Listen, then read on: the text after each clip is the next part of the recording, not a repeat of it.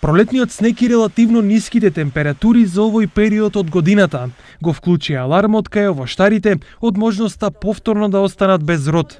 Ваквите стравувања се логични ако се знае дека 2 години поред мразевите во пролет се причина за 70 до 90% оштетување на овошките во регионот.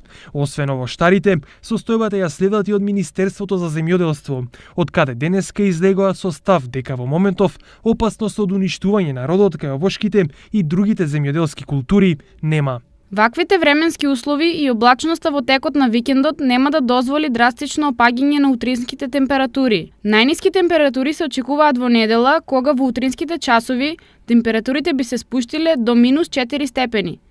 Бидејќи овие температури се блиску до границите на издржливост, може да предизвикаат само проречување на родот, но не и негово оштетување. Поред податоците од подрачните единици на Министерството, досега земјоделците немаат пријавено штети од ниските температури и врнежите од снег, но состојбата на терен континуирано ќе се следи со цел навреме да се превземаат доколку е потребно соодветни мерки.